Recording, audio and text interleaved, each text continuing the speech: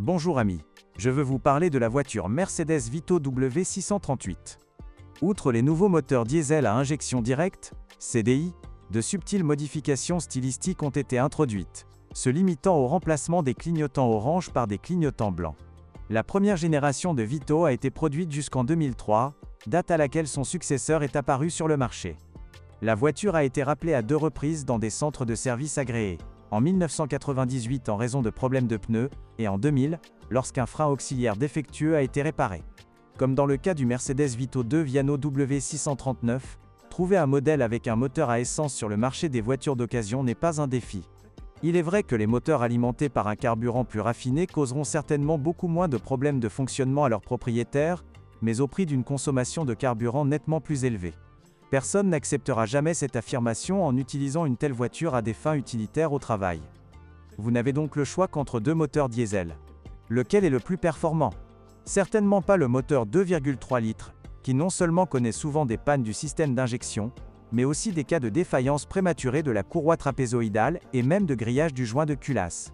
Le moteur 2,2L pose beaucoup moins de problèmes, mais le système d'injection peut également présenter des problèmes. Sur les 2 moteurs, les bougies de préchauffage s'usent assez rapidement. Malheureusement, les moteurs diesel ne parviennent pas à assurer une accélération efficace, même les plus puissants.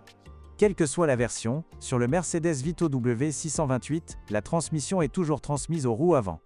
Les versions plus riches étaient équipées de ressorts pneumatiques sur l'essieu arrière. Sécurité?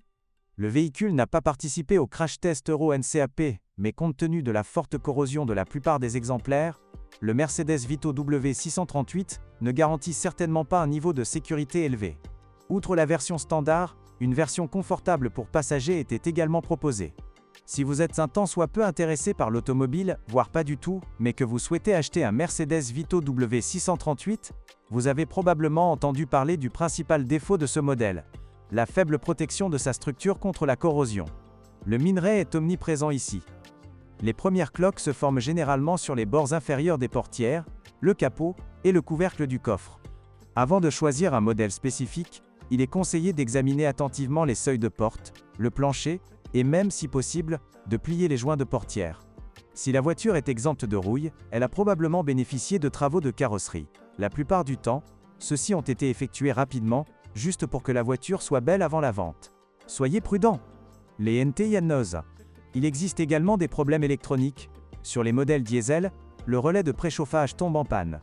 Le démarreur, l'alternateur, le ventilateur de radiateur, les vitres électriques ou le verrouillage centralisé sont également fréquemment endommagés.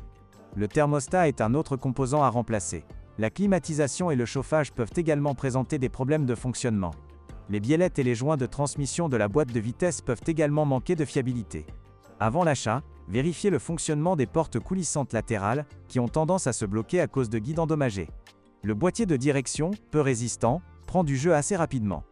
Les propriétaires de Mercedes Vito W638 se plaignent de la très mauvaise qualité des plastiques intérieurs, qui peuvent produire des bruits étranges en roulant.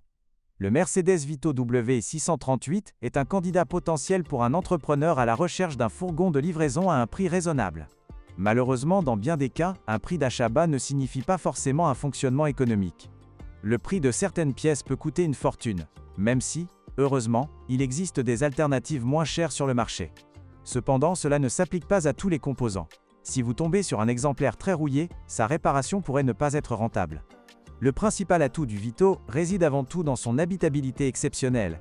Autrefois, les clients étaient séduits par son esthétique attrayante. Cependant, les années ont passé et sa silhouette a déjà vieilli. En effet, dans les fourgons de livraison, la sobriété prime sur l'esthétique. Les modèles Vito W638 équipés de moteurs diesel consomment très peu de carburant, mais ils manquent malheureusement d'endurance et de dynamisme. Ces excellentes caractéristiques de conduite méritent d'être saluées. Que lui reprocher d'autre? Tout d'abord, le chauffage inefficace, la boîte de vitesse glissante et les pannes fréquentes. Dans de nombreux cas, la voiture est incapable de rouler seule et finit par être remorquée. Merci de m'avoir écouté. N'oubliez pas de vous abonner à la chaîne et de noter ma vidéo. Si vous connaissez des problèmes avec cette voiture que je n'ai pas mentionné, n'hésitez pas à les mentionner dans les commentaires. Bonjour les amis. Vous cherchez une voiture d'occasion? Vous devez prêter attention au site web carm.pro. Carm.pro est grand catalogue de voitures, moteurs, boîtes de vitesse. Et le meilleur, c'est que Vous pouvez trouver des informations sur les pannes de n'importe quelle pièce. Complètement gratuit. Allez sur le site webcarm.pro et découvrez tous les éventuels